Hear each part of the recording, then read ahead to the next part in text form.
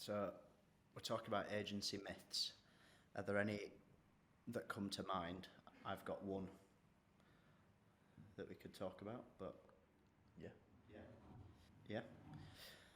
So the work and play balance. So all work, no play, or the opposite. Before I came into the industry, I thought agencies looked very fun first, rather than the work and the case studies, and that's probably where I thought, being truthful and honest, where I thought I wanted to go and the reasons for why I wanted to go into marketing.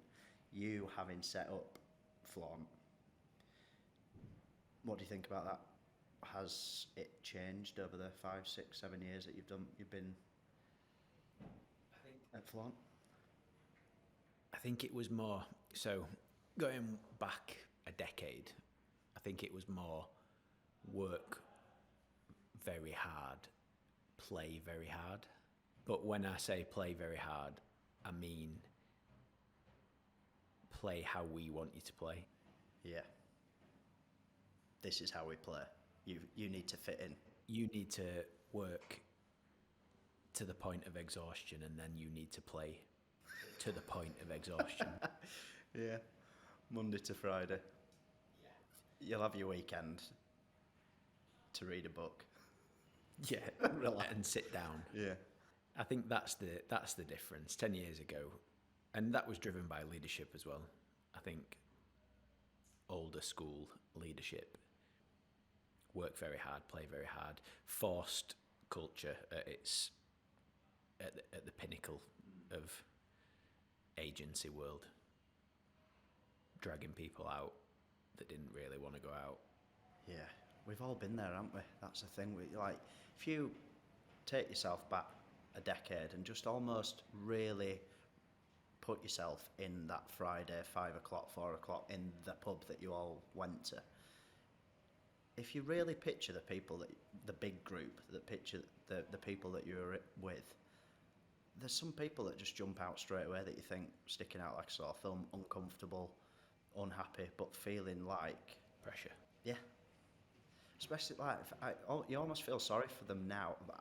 How I'm feeling right now, thinking about and I was one of these, the younger ones that want to get into marketing. I studied marketing and business, but marketing really, and agencies looked attractive. It was marketing which I did well at uni, so the two go hand in hand. You think, yeah, work for an agency, different clients, all that sort of stuff, different industries, but you get swept along in like you say, it's almost like, welcome to the agency. These are the rules in work, and these are effectively the rules outside of work. And yeah, I can picture a few people, usually young, really. But those people come into it and think that to be included, they need to partake. Yeah. And I think, like I say, going back a decade, the blindness from agencies to that feeling that people were having caused bad culture, bad reputation. Whereas I'm using Flaunt as an example, that's just not the case. People's choices are respected, but also I think if you look at the last 2 years, that's accelerated companies having to acknowledge that they need to genuinely give a shit about how people are feeling. And if you look at that from a business perspective, if you don't feel good, or if you're not in a good place outside of work, how are you expected to do good work? It's not a hard equation. No, it's not. I remember, obviously 2 years is a good way to look at it, because we all know what's happened and the changes that have been forced upon us effectively because of the last 2 years. But you and I first met, just say 3 years ago, 2.5, whatever. And I'm pretty sure when we first met, I said, I've done the agency culturally, the social. I'm pretty sure I said that to you. I said, I'm getting to an age now and I've experienced it. I'm not interested in that from a cultural perspective. I'm not asking for much, but what I am kind of asking for is not to just be dropped back into that agency environment from a social perspective and a cultural perspective, i.e. every week in the pub, it being expected of you, and that nervousness about going, oh, I don't really want to go. I've had it. I've had enough of it. I'm not signing up for that. And I'm pretty sure we spoke about it. And that was pre all this last 2 years of shit. That was way Yeah. pre-COVID, but So it was happening then, is what I mean. But you're right. Obviously, COVID's accelerated bloody loads of stuff. But for certain people like me who've already experienced the other side of it, and obviously you guys had before you settled Flaunt, it's been these things and these feelings have been bubbling away for a long time. I think of just stop making people feel uncomfortable and feeling obliged to be part of. Someone who goes to the pub and is up for a few pints is no better of a person than someone who you work alongside who really isn't uncomfortable, really isn't comfortable with it. the people that will go for a pint on a Friday now would have done it 5 years ago. Yeah. The difference is not forcing people and respecting people's decisions that don't want to do that or don't want to do anything. It doesn't have to necessarily, using the pub as an example, it doesn't have to be the pub. Any event, any forced situation, it just shouldn't occur. I think on the flip side of that, where we are now, from a recruitment perspective, is the expectation of people coming into businesses is the complete opposite. Almost certain candidates almost at the extreme end of the spectrum in terms of what their expectations are from a company and from an agency. It's gone to the very far end in some cases in what they're expecting, and it's put agencies in a tough position because we're in a creative industry where inherently what we do and the public perception of an agency is a cool business. It's a funky place to work. So when agencies use the word culture and spray benefits about and try and make themselves attractive, it's superficial. So for agencies that are doing it well, it becomes harder to be genuine and to stand out, and that is becoming a problem. The talent pool, there's a digital skills gap, everybody knows that. Recruitment is hard. On top of that, then having to be in a space where everybody's saying the same thing, how are candidates supposed to see through the shit and actually find a genuine opportunity with an agency that's doing it well? Do you think they're coming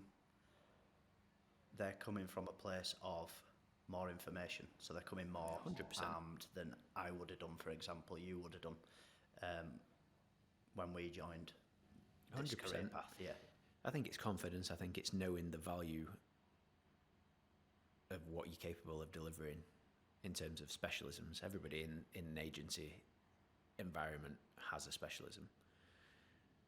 And then from a personal level, being informed enough and confident enough to put any concerns out on the table is something that I think maybe 7, 8, 9, 10 years ago wasn't in play, because it was harder to get a job, because there was less opportunity, and the education around the value that you bring to a business was lacking. And I agree with people knowing their worth, and I agree with people understanding the value that they bring, and I understand that people have a specialism. It just doesn't make it easy for an agency to come across as genuine. We were doing the right thing, in my opinion, right from day one, which is 7 years ago. 7 years ago. Wow. And arguably, situations occurred where we were bringing people into the business and it sounded like we were talking complete bullshit. But we weren't. And now we're in a position where we're saying the same thing, but there are 10 other agencies saying the same thing, but we're actually delivering. It's like anything, isn't it? It's easy to say it. Well, yeah, it's easy to say it. But yeah, I think that there's been a massive step change. Forced culture 10 years ago was accepted. I think forced culture now, people are calling it out. Have you seen a change in the 7 years? I know you mentioned at the start a decade, so obviously beyond the lifetime of Flaunt as we see it, but Flaunt as the 7 years that we've been in existence. Have you seen a difference from, let's say, day one recruitment and hiring and culture and those conversations and the questions that candidates ask versus now? Yeah, 100%. Would you say there is a marked difference? 100%. And I think when we're looking at bringing people into the business, that we're communicating these ways of operating and the genuine care that we take over everybody that's part of the agency. The candidates that resonates with and that can hold on to that as a truth are the people that come in and the people that do well. I think where my skepticism starts to come in is when I'm speaking to candidates that push the boundaries on what's realistic. That's the difference. The information that people have got and the confidence that candidates have is due to an expectation which has been accelerated by COVID. Are you talking about flexibility of... There's just lots of facets to it. Yeah, the working from home thing, I bet, it's a whole new thing for many, many businesses. I know obviously some businesses work fully remote and all that sort of stuff, but the core of industry has had that forced upon them and a decision to make on an ongoing basis. And I'm sure you guys obviously thought about it, that if you don't offer it because everyone else is offering it, you're kind of not with the pack from an expectation, a minimal, baseline expectation perspective on behalf of candidates coming into Flaunt. Yeah, I think the working from home thing's an interesting one. I think it comes down to trust. We've never not had trust in the people here to deliver the work, and I think pre-COVID the flexibility that we offered was always relaxed. It was never a productivity play having people be in the office. No. It was just... It's been a culture shift, hasn't it? And I think it would be naive of us to think that going through COVID and coming out the back of it and operating normally or pre-COVID would be acceptable. Yeah. With the environment, the physical environment of an office, an agency office, the stereotype is what we all know: beanbags, slides, and ping pong tables. Slides, yeah. Beer fridge, which I'm drinking a beer. I'm drinking a Flaunt beer right now. Again, obviously I can only speak from experience. I remember first walking into my first experience of agency and thinking, wow, shit. And now I'd laugh at myself. Do you think that was also a noticeable shift in what people... It's not necessarily an expectation from a candidate perspective, but whether it makes an impression, whether it matters to them, like I say, I reckon I probably even walked into that office and went, oh, I actually said to someone, wow, there's a ping pong table over there or whatever. I mean, I can't imagine candidates nowhere near at the same rate and volume as I would have done it when I joined, kind of making comments and remarks about physical ping pong tables and beanbags. Do they? Like, has that shifted as well? I mean, I've got quite a unique opinion on office space in general, because I've always viewed office space as being for the people that work within it, not the clients. Whereas I think, going back to agency myths and legacy agency myths, officers were there to impress clients. Yeah. That was it, full stop. The team were an afterthought. The ping pong tables were there to give the perception. The beanbags were there to give the perception. Yeah, and then you'd get watched if you if you actually dared yeah. play table tennis. What the But fuck do you think you're doing? yeah, exactly that. Put that but, bat down, get back to work. and that's the thing for me. I'm trying to create a space and an environment where people want to be has always been the part of the agenda for designing an office. I also feel like it's including people in, you know, I have a feeling here that suggestions from people, like, come and throw your, you know, put your hand up and say, what about this, what about that? Whereas other places you'd think, I wish this, I wish that, but you'd keep it to yourself. Because what's the point? Because the powers that be are in charge and will tell you. It's the same thing, innit? Same story, same narrative, forcing it upon the people that you work with. Which is a shame, and I'm absolutely not in any mindset that everyone's doing this. We know that this isn't broad across the agency world, and we're not the only ones like this, but I don't know. I think we're in a place now where agency myths going back, let's say five plus years, versus now are largely addressed. I think there are only a handful of agencies that are not doing the right thing. Quite like to do that, like undercover boss. I mean, that's just my perception. I could be completely off base there, but It'd be quite good to do that.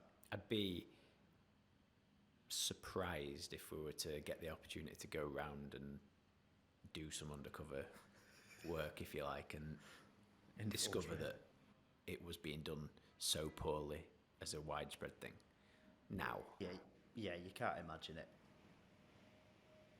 as such. I mean, you still hear horror stories in different realms of agency life, but I don't really, You'd like to think the narrative has been talked about enough, hasn't it? And like you said, candidates will kind of tell you, and you'll get that feeling, and clients won't be walking in and going, oh wow, we'll sign this agency up because there's a ping pong table over there.